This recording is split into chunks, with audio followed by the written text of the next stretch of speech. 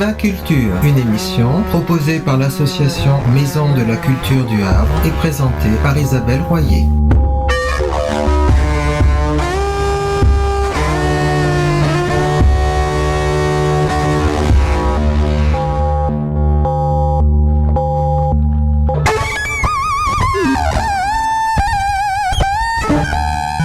Bonjour à tous, bienvenue sur Viva Culture.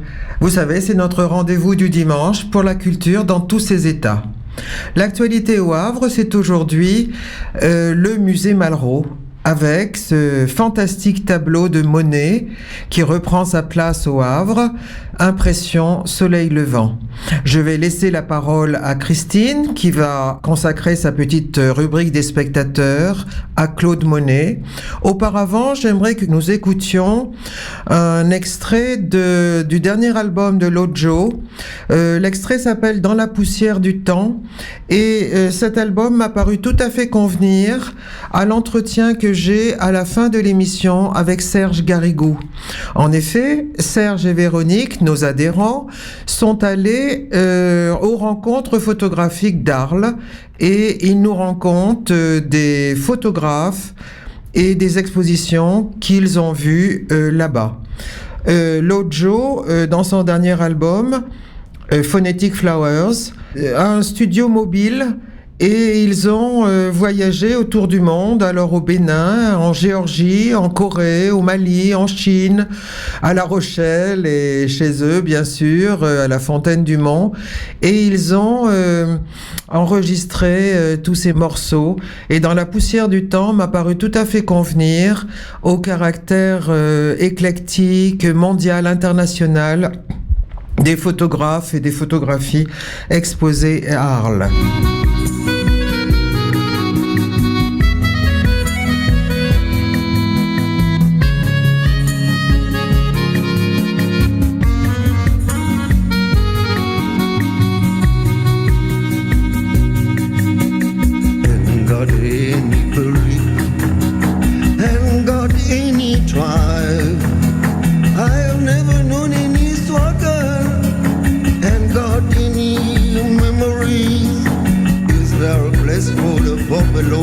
Just this man. It's about time for the buffalo, mystic man. Enfant de millénaire de hasard dans la poussière du temps.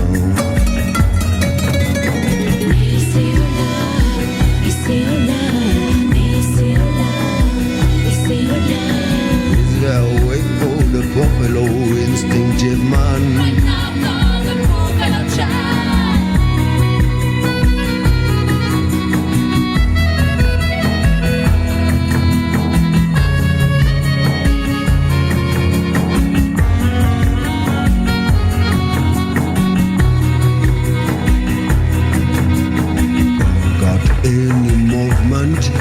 And got any message, I've got in any direction. Never, never, never again.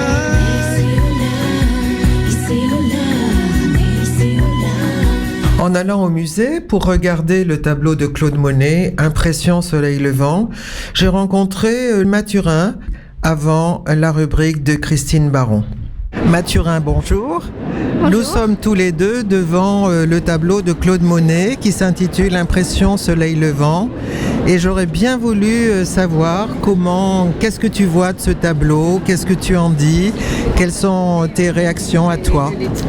Je précise que tu as 10 ans et que tu découvres ce tableau avec moi pour la première fois. Eh bien, je trouve que c'est un tableau très original et que pour l'époque, c'est une technique très nouvelle. D'accord. Qu'est-ce que tu veux dire par original ? C'est différent des autres tableaux. Il y a plein de petites touches. C'est vraiment très différent. Ah oui, c'est vrai, des petites touches. Oui.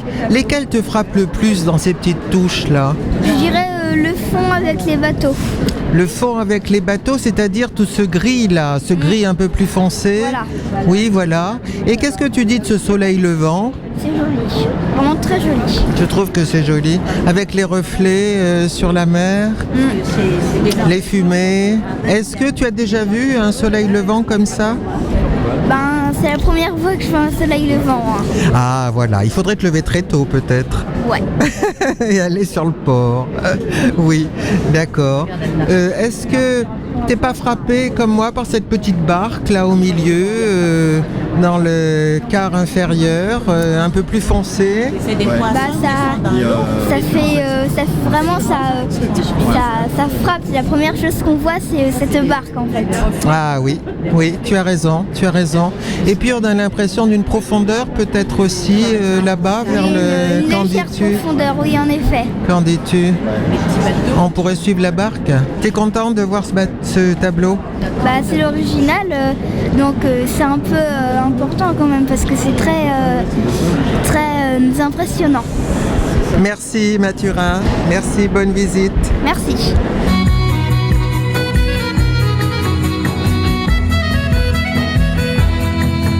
Bonjour et bienvenue dans la rubrique des spectateurs.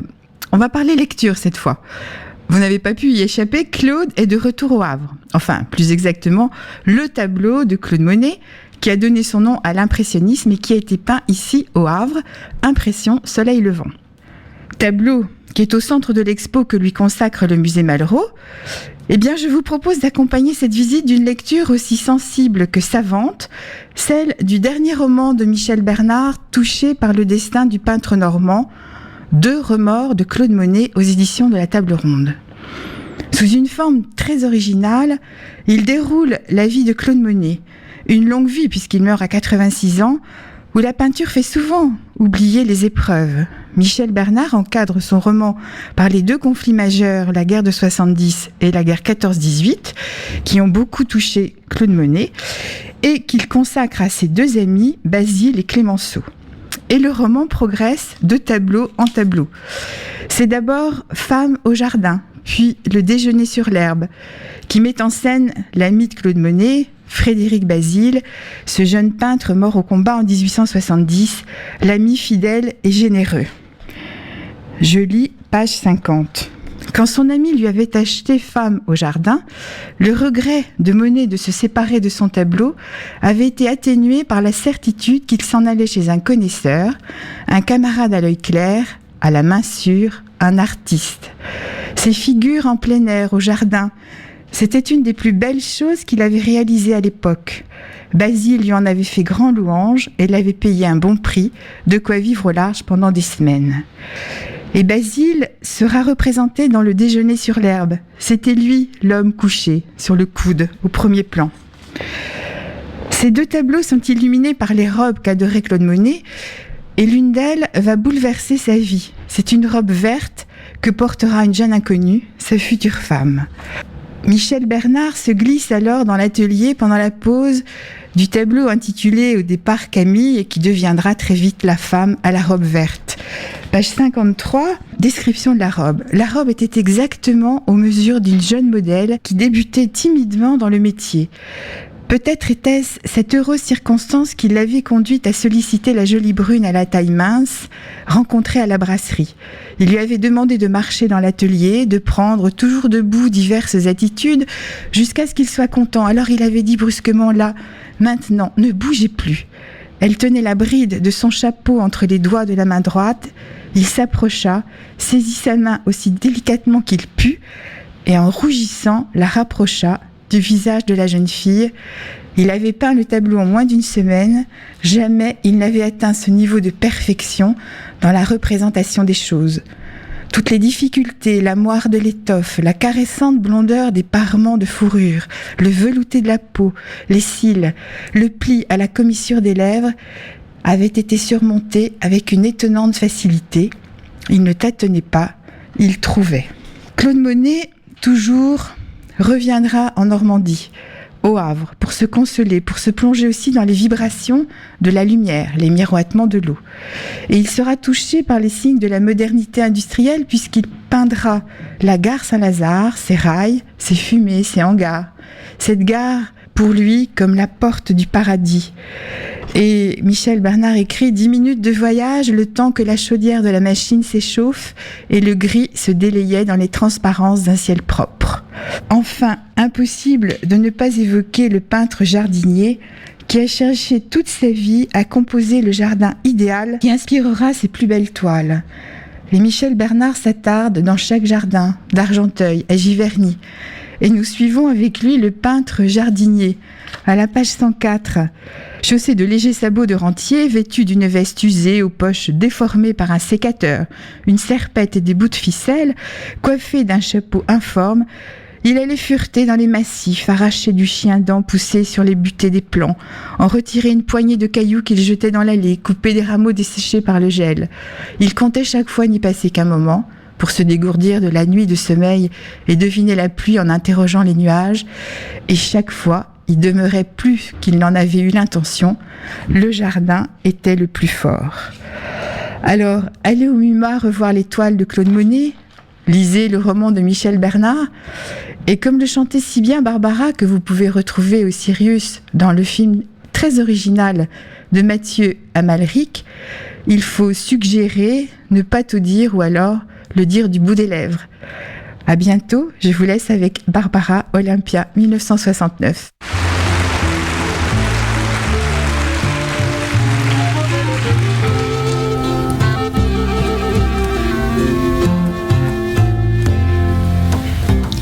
Dites-le-moi du bout des lèvres, moi je l'entends du bout du cœur. Moins fort, calmez donc cette fièvre, oui j'écoute. Oh, dites-le-moi doucement, murmurez-le-moi simplement, je vous écouterai bien mieux, sans doute. Si vous parlez du bout des lèvres, j'entends très bien du bout du cœur, et je peux continuer mon rêve,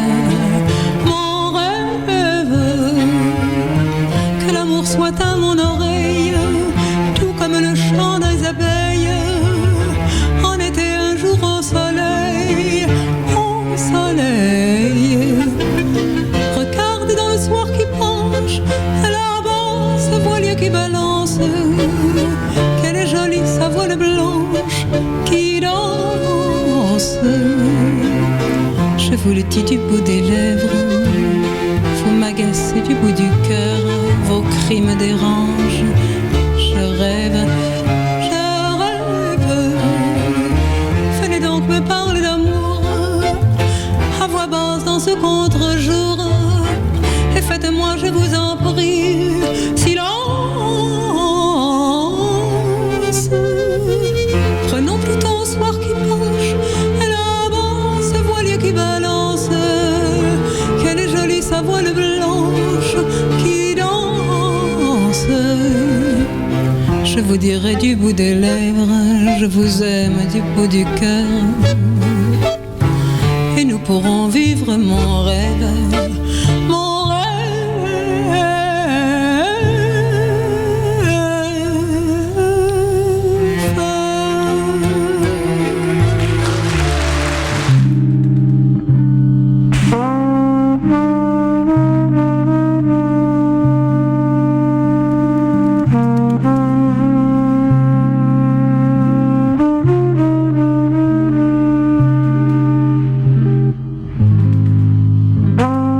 Bonjour. Ces éclats d'une histoire culturelle que nous avons évoqués au cours des émissions précédentes se rapportaient, on s'en souvient, tantôt à des lieux, un théâtre, un musée, un festival, tantôt à des acteurs culturels, des artistes, des comédiens. Nous nous intéresserons aujourd'hui à des pratiques culturelles, celles des Havrais, des visiteurs, des lecteurs, des spectateurs, des foules en fête. Connaître dans leur diversité ces pratiques sociales d'accès à l'art et à la culture nécessitait, on le comprend, des instruments de mesure, des outils d'analyse. Ils sont apparus avec la mise en œuvre des politiques culturelles de l'État et des collectivités territoriales au cours de la Ve République. Des politiques qui avaient alors pour objectif l'accès de chacun à l'art et aux formes diverses de la culture. Au cours des années d'après-guerre, du fait notamment de la destruction des équipements culturels, ces pratiques ont d'abord marqué le pas. Puis, elles se sont progressivement reconstituées dans les configurations socialement cloisonnées d'avant-guerre. Celles des fêtes populaires, des cercles artistiques d'entreprise, cela dans les quartiers de la périphérie. Au centre-ville, autour du lycée et de la bibliothèque, celle renaissante des sociabilités savantes, celle des héritiers pour parler comme Bourdieu. Pourtant, le cinéma, la radio, la télévision, le micro-sillon, qui alors montaient en puissance, contribuaient, il est vrai, à réduire ces cloisonnements. Pour leur part, les politiques publiques de la culture visaient à diversifier et à offrir la culture au plus grand nombre. Ce fut le cas au Havre, avec précisément la création de la Maison de la Culture et de la Maison des Jeunes et de la Culture. Aussi avec les revendications et l'action des militants culturels. Inspirés par l'utopie villarienne d'un public de la culture rassemblé, ils plaidaient en faveur de l'accès du plus grand nombre à l'art, à la culture, aux loisirs, à l'éducation populaire. Au niveau national, des acteurs culturels, des élus, des experts du plan accompagnaient ce mouvement. Je pense par exemple au service des études et des recherches d'Augustin Girard. De leur côté, à l'instar de Bourdieu qui analysait le public des musées, des sociologues de la culture publiaient leurs enquêtes sur les inégalités culturelles et pointaient les obstacles à la démocratisation des pratiques. C'est une nouvelle période dans le rapport des Havrais à la culture que marque à la fin des années 60 la rencontre du mouvement social avec les aspirations, les revendications culturelles et l'action des professionnels de la culture qui alors partaient à la conquête d'un non-public jusque-là ignoré. Nous avons vu précédemment le rôle qu'a joué la Maison de la Culture du Havre au cours de la Révolution culturelle de mai 68. Son action, par exemple, auprès du monde du travail et des associations de culture populaire, par exemple Tourisme et Travail ou Travail et Culture. Les statistiques de fréquentation des institutions culturelles de la ville donnent d'ailleurs la mesure de cet élan. La Maison de la Culture compte 1000 adhérents en 63 et 15 000 20 ans plus tard. À la bibliothèque municipale, le nombre d'électeurs passe de 5 000 en 1965 à 19 000 en 1985. Les activités socio-culturelles des CLEC rassemblent à cette époque quelques 10% de la population des quartiers. Brassage, renouvellement, diversification ont donc caractérisé au cours des années 70 ces pratiques culturelles des Havrais qui alors ont connu une véritable embellie. Il n'empêche qu'à partir des années 80, ces pratiques culturelles ont connu un processus de transformation profonde et leur progression alors a marqué le pas. Il y a certes à cela des raisons de conjoncture. On le sait, la crise industrielle frappe alors durement le Havre. L'action culturelle en milieu ouvrier piétine, tandis que s'épuisent les utopies culturelles esquissées avec le monde du travail. Mais il faut compter aussi avec l'évolution des pratiques sociales, avec les mutations technologiques, avec le développement des industries culturelles et du marché des produits culturels, qui bouleversent le rapport des publics à l'art et à la culture, agissent en profondeur sur la demande, ainsi que sur le développement et la diversification des pratiques individuelles. Une culture jeune prend alors son essor et, dans le même temps, la fréquentation des institutions culturelles piétine. Telles sont du moins quelques-unes des conclusions que livrent les travaux d'historiens et de sociologues des pratiques et des politiques culturelles au Havre à cette époque. Il reste que cette évolution localisée des pratiques culturelles rejoint dans une belle conformité celle des Français, quantifiée et analysée par Olivier Donat, et cela à l'aube des années 1990. À grand renfort de statistiques, le sociologue constate en effet la stagnation de la fréquentation des institutions culturelles, la massification des pratiques, l'individualisation des consommations, notamment domestiques, le brouillage des genres, la fragmentation des publics, qu'ils soient spécifiques, empêchés ou exclus. Certains analystes ont alors conclu à la fin d'un mythe, à la fin d'une utopie. Celle par exemple de la culture pour chacun dans les versions Malraux ou Oulang. celle de la démocratie culturelle chère à Jacques Duhamel. D'autres, revisitant Bourdieu, portent aujourd'hui plutôt leur regard sur les formes d'éclectisme et d'hybridation des pratiques culturelles.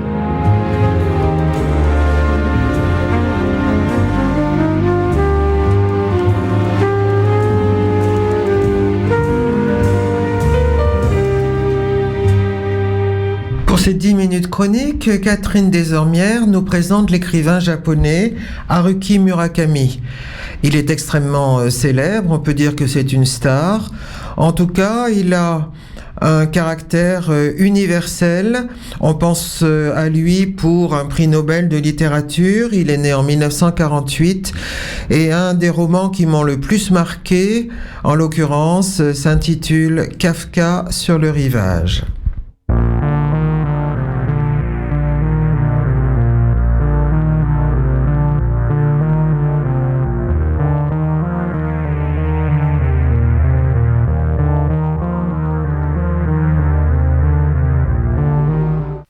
« 10 minutes, chronique. Il ne faut pas se laisser abuser par les apparences. » La radio du taxi diffusait une émission de musique classique en stéréo. C'était la Sinfonietta de Janáček. Était-ce un morceau approprié quand on est coincé dans des embouteillages ? Ce serait trop dire. D'ailleurs, le chauffeur lui-même ne semblait pas y prêter une oreille attentive. Ce que vous venez d'entendre est le début d'un des 14 romans d'Haruki Murakami, livre 1 de la trilogie 19Q4, titre énigmatique et quasiment imprononçable, où une jeune femme est dans un taxi bloqué par un énorme embouteillage sur une voie périphérique de Tokyo. Dans ce taxi étonnamment confortable, totalement préservé des bruits extérieurs, la femme éprouve une sensation étrange, à cause, pense-t-elle, de cette ambiance feutrée, et de la musique diffusée à la radio.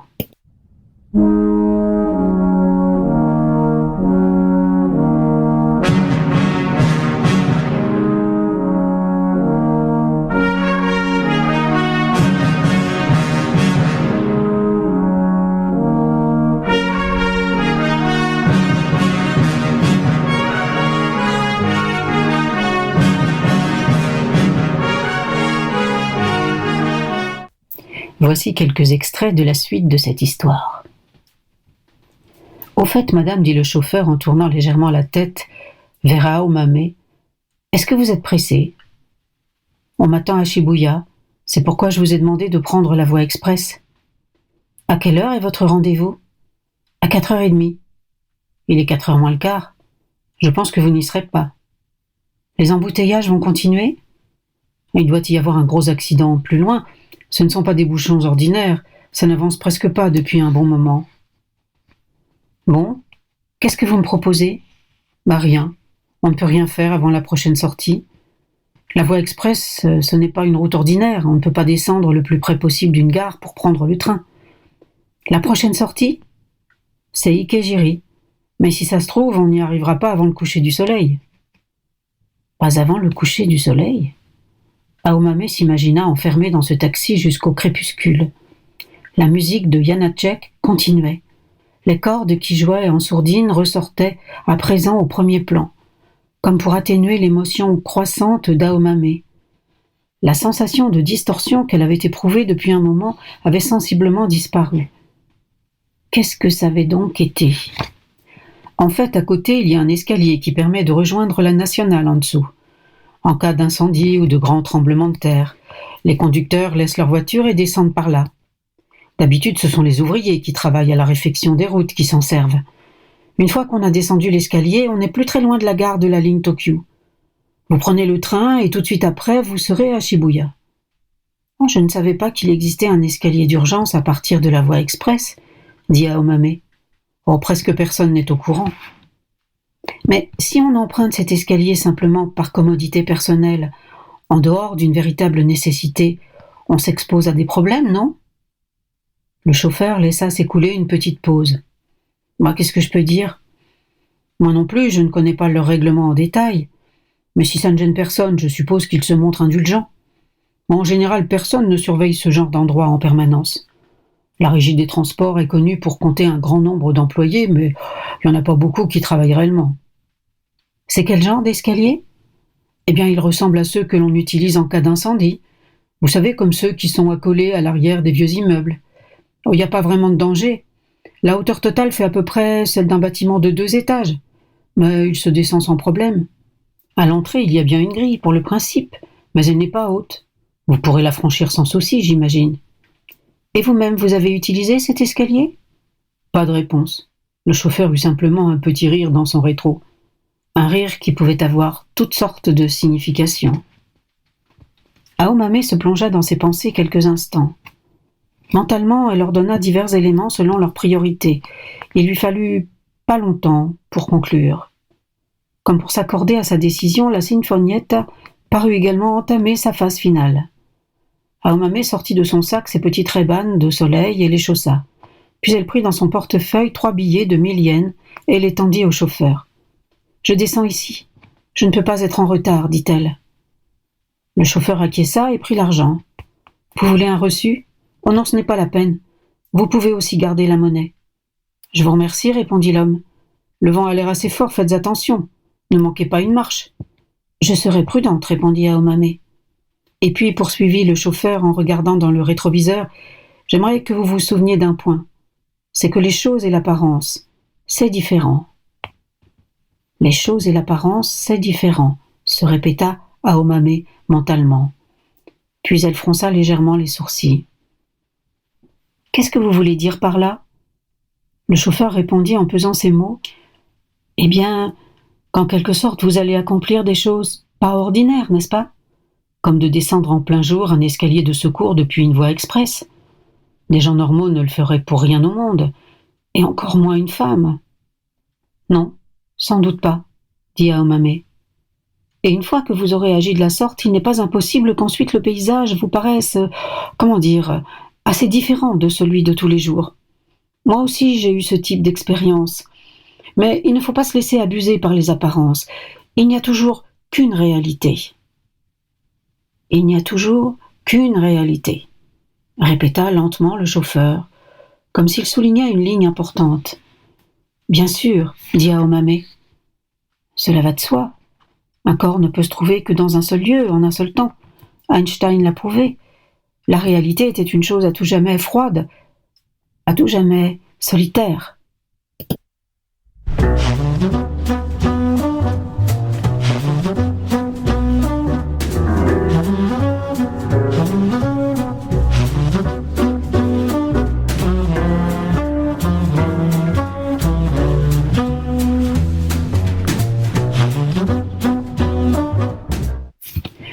Haruki Murakami est un écrivain japonais, né en 1949.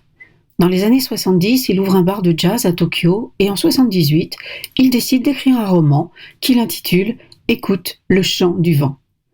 Il fait bien parce que c'est un succès et que depuis, il n'a pas cessé d'écrire. Haruki Murakami est une sorte d'enchanteur avec un côté mélancolique et maléfique. Vous me direz, ça ne va pas très bien ensemble. Chez lui, oui. Parce que son écriture a le don de nous enchaîner à son récit, même quand on se demande où il va. Alors à quoi tient que ces histoires nous attachent sans retour ? Peut-être parce que pour commencer, il nous prend au piège de la normalité. Rien de la vie quotidienne de ces personnages ne nous est caché. Ils choisissent leurs vêtements, arrosent leurs plantes, ils font la vaisselle, prennent des douches. Nous savons ce que chacun prépare dans sa cuisine et quelle bière il prend dans le frigo.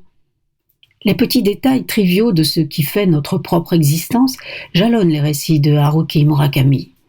Et alors que se déroule une sorte de train-train, quelque chose d'une invraisemblable invraisemblance constitue progressivement la narration. C'est ce mélange de fantastique et de quotidien qui réussit sur des centaines de pages à nous capturer. L'étrange, le bizarre, semble si proche de notre propre existence que nous, lecteurs, sommes happés par un monde qui ressemble au nôtre. Mais pas tout à fait. Et c'est ce « pas tout à fait » qui nous captive. Le thème récurrent des romans de Murakami est le passage de notre monde dans un autre, où à la fois la ressemblance et l'étrangeté des lieux constituent un trouble et une interrogation constante. Voici ce que dit un personnage de La fin des temps, paru en 1985. Je m'éveillais dans un lit au parfum nostalgique. Mon lit, ma chambre. Tout me semblait pourtant légèrement changé, comme un paysage que j'aurais recréé en fonction de mes souvenirs. Le passage d'ici à un ailleurs se fait d'une manière furtive, insaisissable. Au cours d'une excursion, d'une promenade en forêt ou bien en descendant un escalier, imperceptiblement les situations, les objets deviennent étrangers, tout en gardant les aspects de la réalité.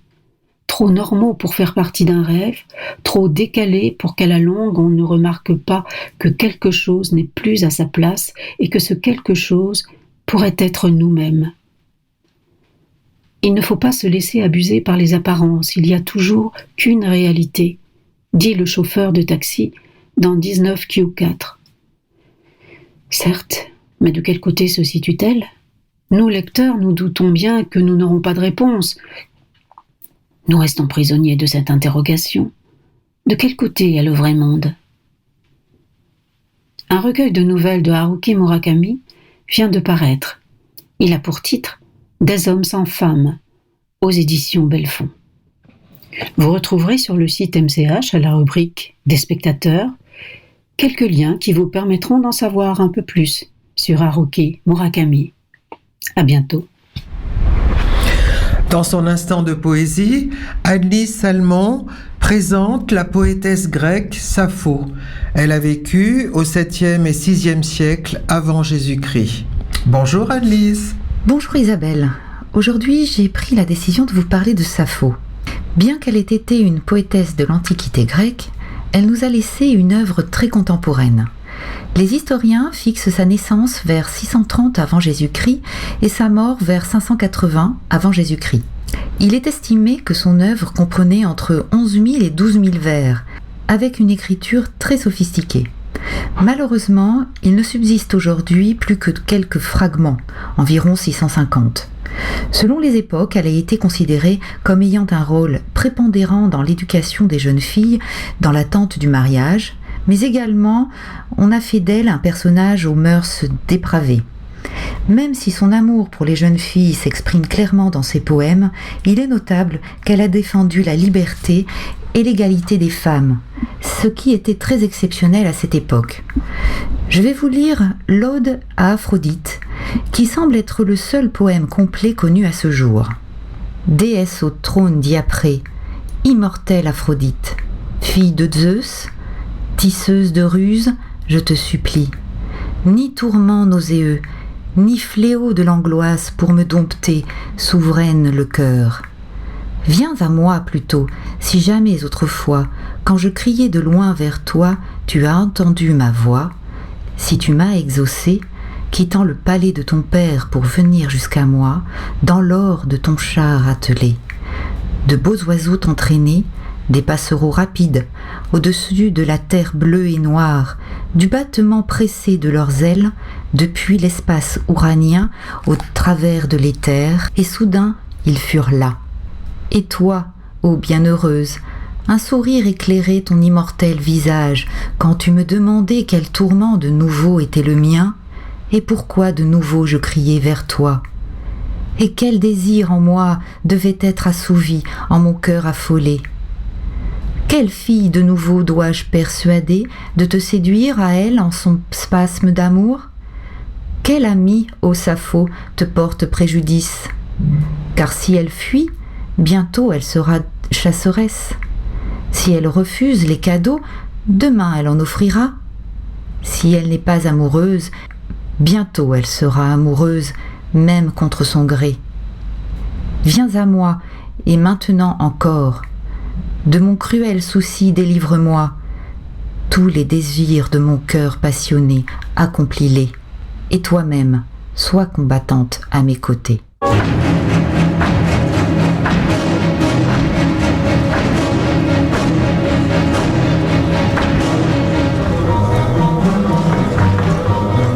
Serge, Serge, bonjour. Bonjour. Alors, je suis bien contente de bavarder avec toi parce que tu reviens avec Véronique des rencontres photographiques d'Arles. Alors, j'aimerais bien qu'on en parle et en particulier que tu m'expliques pourquoi avoir décidé cette année de faire cette découverte des rencontres photographiques. Je crois que c'était la 48e édition. Tout simplement par goût pour la photographie, effectivement. Alors, une envie d'amateur et de voir un petit peu ce que, dans un monde qui propose de l'image partout, tout le temps, que pouvait amener des rencontres avec des choix, des sélections, et qu'avaient à dire les photographes qui se posent comme tels, photographes par rapport à un monde où on est submergé d'images, quoi. Voilà, c'est un petit peu ça. Plus la découverte de la ville d'Arles qui nous tenait un petit peu. C'est une ville, dont une envie qui traînait quelque part. Voilà. Et donc on a fait d'une pierre deux coups, et la ville d'Arles et les rencontres photographiques. Oui, effectivement, la photographie, on peut dire que c'est un art, mais tellement galvaudé aujourd'hui que les artistes doivent se positionner soit évidemment du côté de l'art, soit du côté peut-être d'une interprétation ou d'une lecture du monde. C'est ça. Et c'est ce que, effectivement, on a une réponse par rapport à ça quand même aux rencontres. On voit bien que, en fonction de l'approche qu'ont les commissaires des expositions, en fonction on voit bien qu'il y a une personnalisation de l'approche de la photographie qui est très très diversifiée, effectivement. Et l'idée était de retrouver, c'est vrai qu'on a aussi une inflation dans la qualité photographique aujourd'hui, hein. Il suffit d'ouvrir son ordinateur sans rien demander, on voit défiler des images magnifiques, enfin bon. Et donc là, c'est quoi le travail, c'est quoi la réflexion, c'est quoi le cheminement d'un photographe, qu'est-ce qu'il a à dire, comment il transmet les choses, et se rendre compte que finalement une personnalité va ressortir derrière la technique et derrière la profusion d'images. Il y a une sélection, il y a un chemin, je pense, pour chaque... à voir si c'est pour tous ou si on se reconnaît dans certains, pas dans d'autres, mais c'est vrai qu'entre le témoignage. Donc là, on a eu des réponses, effectivement, notamment par l'organisation de ces rencontres, suivant des créneaux qui nous ont paru quand même assez hétéroclites, assez diversifiés. Je crois que l'idée était de retranscrire le chamboulement un peu géopolitique du monde, et donc forcément ça donne des choses qui peuvent paraître des fois un peu décousues, mais finalement il y a un fil rouge et puis un échantillonnage de perceptions qui sont traduites par la photographie.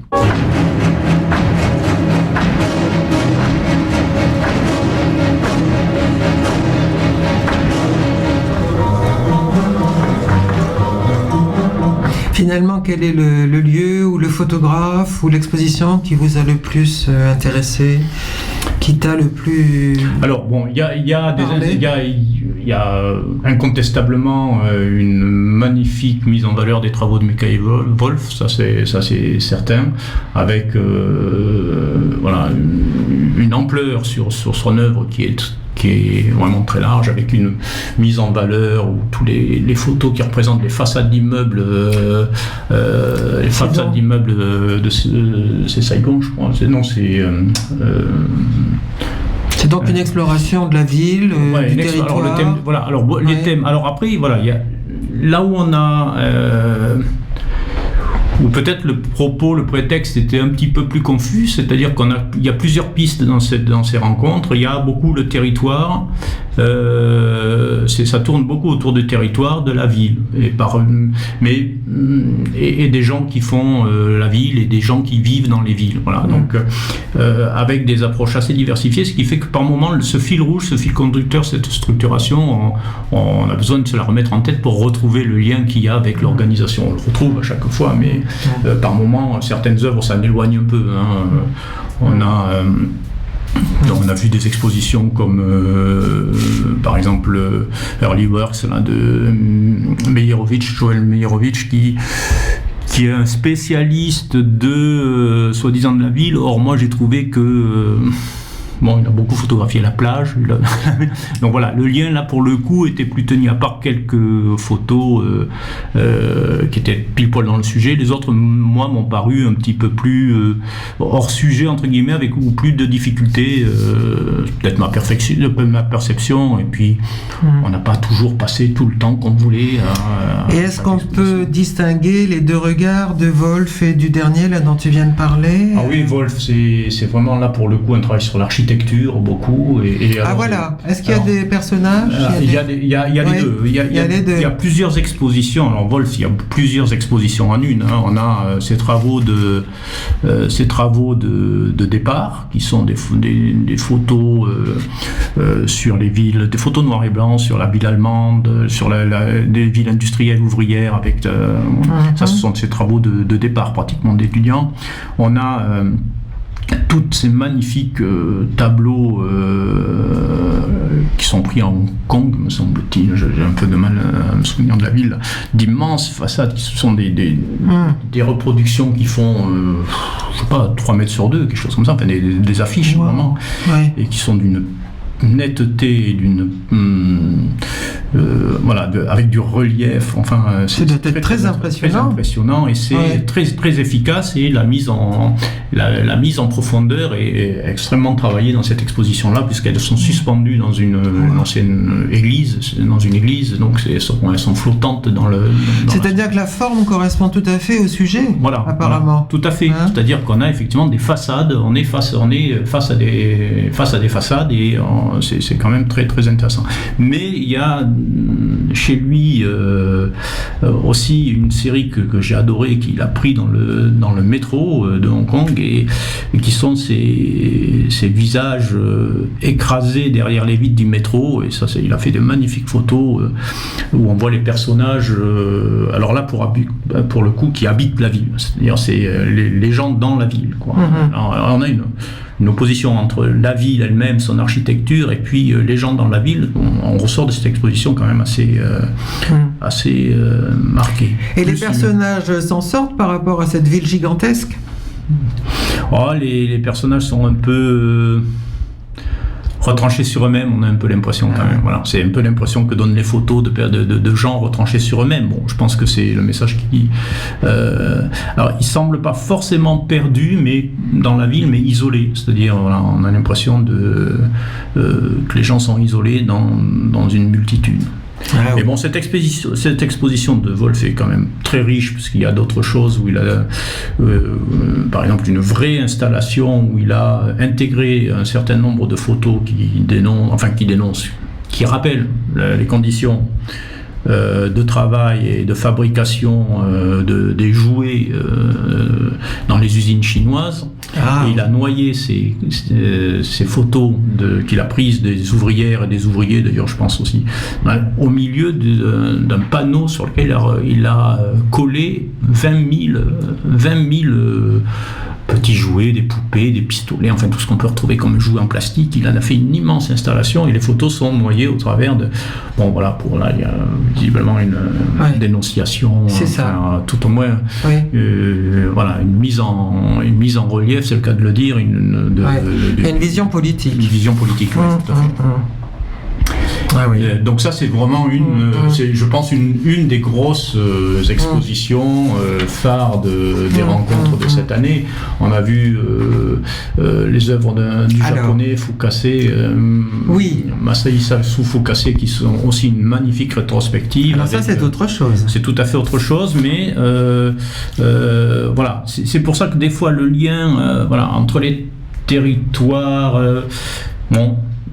on va dire que ça participe, l'hétérogénéité des expositions participe de l'illustration d'une certaine complexité du monde. Voilà, on va dire ça. C'est-à-dire, à travers les territoires, il y a la complexité des territoires, de leur organisation architecturale, et de la façon dont les gens vivent dans ces territoires-là.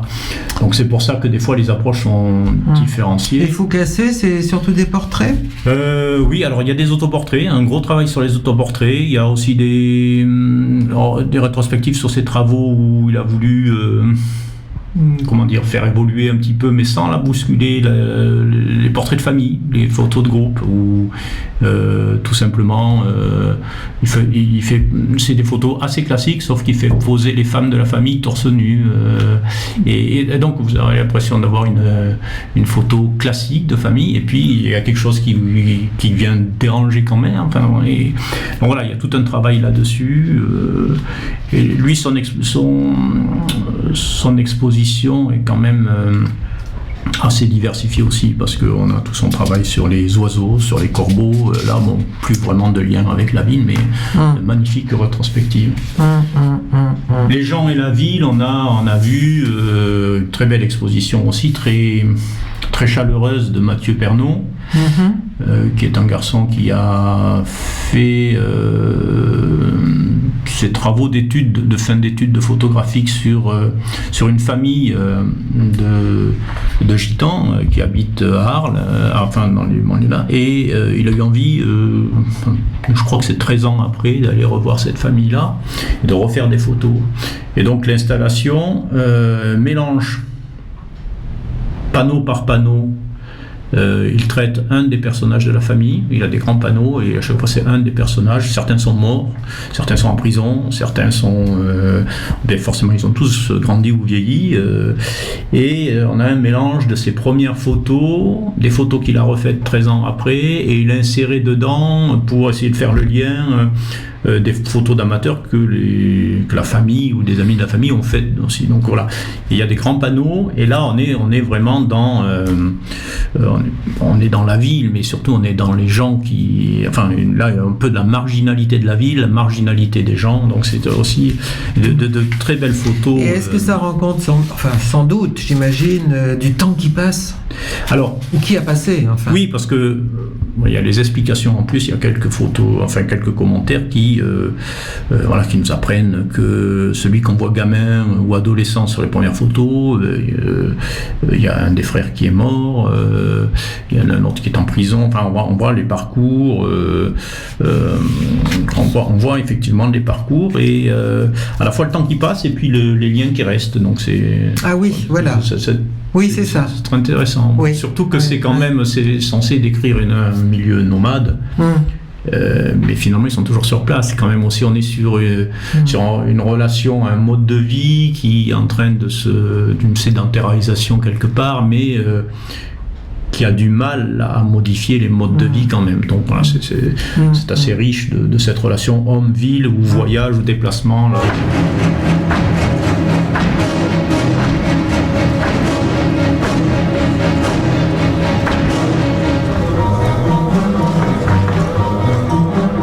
Alors pour revenir à ce que tu disais au début, tu disais qu'effectivement on était un peu submergé par des millions d'images. Est-ce que, à voir toutes ces expositions, tu fais la différence entre ces artistes-là et les photos que tout un chacun peut accumuler sur son ordinateur ou dans son smartphone? Bah oui et non, parce que je pense qu'il y a des richesses dans tous les smartphones et finalement dans toutes les collections des uns et des autres de photos, parce que si peu qu'on ait ou l'œil ou la chance ou l'opportunité, et qu'une photo c'est pas on se rend bien compte, me semble-t-il. Alors, il y a des exemples. Il y a des photos qui sont le résultat d'un travail, d'une recherche. Il y a toujours un résultat d'un travail. Ça c'est évident, ou d'un chemin. Mais il y a aussi des fois le fruit de l'instant magique, c'est-à-dire qu'on se trouve là, au bon moment, en appui, et la photo. Bon. Là, il y a aussi un travail d'exposition, de tri, de sélection. Oui, mais l'instant magique, dis donc, il faut le saisir. Il faut le saisir. Quand même. Il faut le saisir. Il faut déjà ce talent-là. Il faut le conserver. Et puis, il faut savoir le lire. Parce qu'il y a celui qui prend la photo, il y a celui qui la regarde aussi. C'est intéressant. Et puis, après, on a aussi des aspects. Par exemple, voilà, je reviens sur Annie Leibovitch. Où là, c'était photographie de journaliste qui a accompagné les années 70 aux États-Unis et qui a suivi tous les événements politiques et surtout suivi les groupes rock de l'époque. Bon, c'est elle qui a fait la fameuse photo de Lennon, jusque, je crois, l'après-midi même. Avec Yoko Ono. Voilà, où il a été assassiné. Bon, on retrouve. Et là, là, c'est des photos qui nous parlent, parce que, bon, voilà, qui parlent à une certaine génération, parce qu'effectivement, quand on voit la photo qu'elle a faite de Patti Smith dans sa voiture, c'est des choses chaleureuses. Les photos sont. Alors, est-ce que aujourd'hui, tout le monde peut prendre ses photos, ou est-ce que tout le monde a une photo qui pourrait être l'objet d'une exposition à un moment donné? Je crois qu'on ne va pas fermer la porte, on va dire oui, mais bon, ça ne remplacera jamais le fruit le travail d'une carrière où on voit qu'il y a une continuité, et puis une quantité, ça c'est ouais. On va peut-être dire oui et non, parce que j'ai l'impression que dans les photos que tu as apportées, là il y en a qui sont vraiment très travaillées ou très... Voilà, c'est ça, c'est-à-dire que... Et puis il y a du tri. Alors par exemple, là on a sur ce qu'ils ont appelé une partie de l'exposition, puisque c'est tourné vers la ville, sur le territoire, la ville, on a une exposition qui s'appelait Pulsions urbaines, où là on a vraiment une recherche sur des angles de murs dans une ville, et à une collection de photos. On a assisté aussi à des œuvres qui sont purement, alors là qui parlent d'un concept purement théorique et qui sont le fruit d'un travail. Et ça va jusqu'à les expositions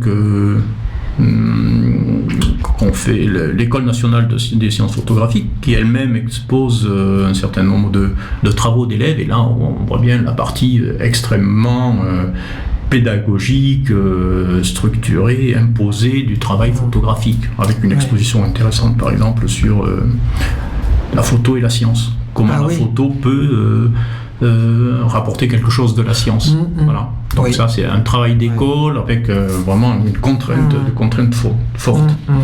J'ai l'impression que le mot travail revient souvent dans ta bouche là à propos de ces expositions, de ces photographes. Oui, je pense qu'il y a forcément du travail derrière. Enfin, tout à l'heure, je disais à la question, est-ce on a tous dans nos iPhones des photos intéressantes? Je pense que oui, mais la différence de quelqu'un qui s'y consacre, voilà, c'est comme une consécration. Donc, je pense que quand il y a consécration quelque part, il y a du travail, quoi, aussi. Parce que... Est-ce que tu parlerais aussi d'esthétique? Oui, je pense. Je parle. Même si c'est pas forcément. Si, c'est forcément le premier esthétique. Objectif. Oui. Je sais. Enfin, on peut se poser la question. Je pense que quelque part, l'esthétique est jamais très loin. Oui. Enfin, moi je pense. Parce que je crois que Turner, la première fois qu'il a vu une photo, il a dit on est fichu. Il voulait dire que la peinture allait disparaître, ce qui est évidemment pas le cas. Mais tu vois dans quel sens je l'entends? Oui, il y a une esthétique. Effectivement, alors moi je ne serais pas capable de faire le lien entre la peinture et la photographie, mais je pense que forcément, dans le message que veut transmettre le photographe, il y a forcément une esthétique. Enfin, même s'il ne va pas peut-être pas le dire comme tel, mais bon, je vois ici une exposition c'est pas une... c'est Olympus, la marque de photo, qui a proposé aussi à plusieurs photographes d'exposer. Donc là, ils ont proposé une conversation photographique, ce qui se passe en Ukraine. Après, c'est pareil, l'esthétique, c'est les goûts et les couleurs, chacun se positionne par rapport au résultat. Mais la recherche, je pense qu'elle est évidente. C'est-à-dire que même quand elle se veut symbolique, quand même quand elle se veut parabolique, il y a quand même, à mon avis, une esthétique. Là, une photo, on a a priori pas... ce soldat ukrainien qui se cache le visage derrière son pistolet, on ne peut pas dire que c'est très esthétique, mais il y a, dans la façon de la composer, dans la façon de la rendre, il y a quand même une esthétique, je pense que... Oui, puis il y a une pensée derrière. Voilà. Oui. Ah oui, on pourrait peut-être dire que les photographes dont tu as vu les œuvres là sont des photographes qui sont conscients de ce qu'ils font, qui ont été conscients, il y a une volonté, il y a une réflexion, il y a un message. Tandis que nous, quand nous prenons des photos, souvent on pense pas, tiens, il y a un rayon de soleil, tiens, le petit-fils, tiens, telle jolie façade ou telle fleur. Je sais pas mesurer la façon dont les gens appuient sur le bouton. Effectivement, quand on voit le nombre de captures qu'il y a d'images aujourd'hui, on peut bien imaginer qu'il y a un très grand nombre où il n'y a pas une réflexion, où on a même, moi qui suis toujours resté assez parcimonieux sur ma façon d'appuyer sur le bouton, des vieilles habitudes d'avoir fait du réflexe où on savait que la pellicule ça coûtait cher. J'ai gardé cette idée-là et j'attends qu'il se passe quelque chose dans le viseur avant d'appuyer, me semble-t-il. Mais aujourd'hui, on a l'impression que les gens, on prête aux gens, on leur prête pas ce réflexe-là, mais bon, voilà, il y a de tout, hein, je pense. Je pense qu'il y a quand même beaucoup de gens qui ont un sacré coup d'œil et on voit quand même dans les photos qu'on peut s'échanger dans les familles, il y a quand même des choses qui passent quand même, je pense. Donc, c'est intéressant. Mais bon, tout le monde n'est pas journaliste, photographe professionnel.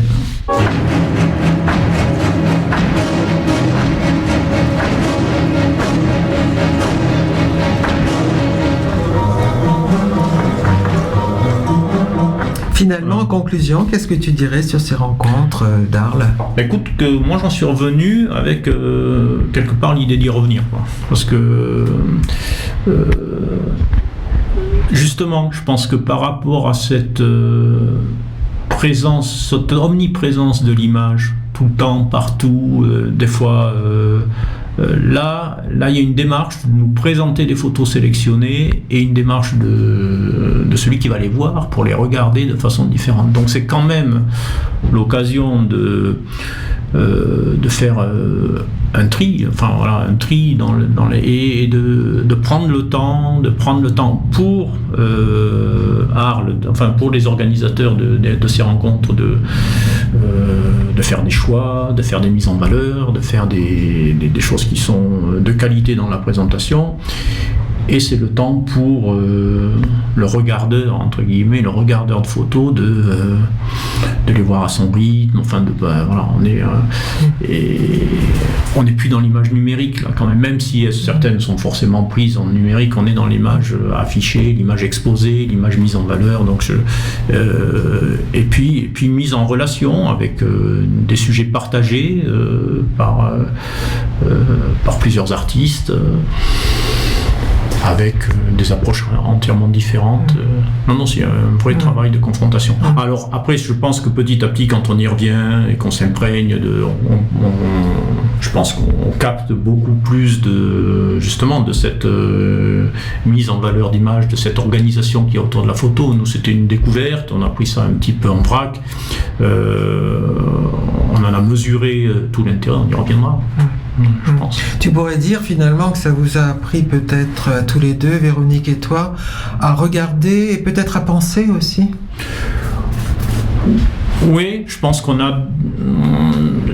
c'est une excellente occasion de le faire et de le faire différemment. Je pense que on apprend à regarder un peu tout le temps, mais là c'est vraiment l'occasion de mettre les choses en perspective les unes par rapport aux autres. Oui, c'est le regard, c'est des regards croisés sur des sujets. Donc le fait que les photographes apportent des regards croisés nous impose à voir effectivement la multiplicité des regards. Hein. Donc je pense qu'effectivement c'est un bon outil pour apprendre à regarder, oui, si on peut le dire. Eh bien merci Serge. Voilà. À une prochaine fois. Merci Isabelle.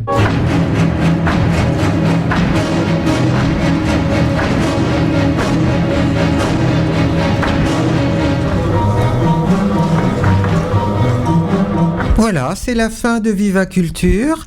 Nous avons entendu, ponctuant l'entretien avec Serge Garrigou, des extraits du Sacre de printemps de Stravinsky.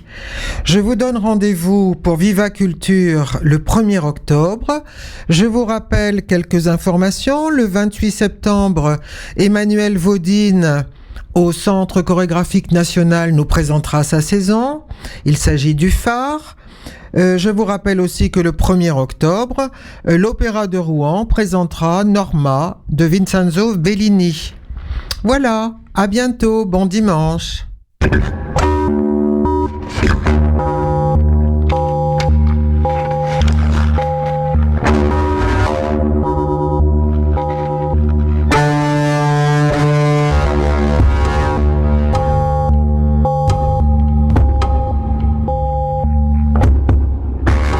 Viva Culture, une émission proposée par l'association Maison de la Culture du Havre et présentée par Isabelle Royer.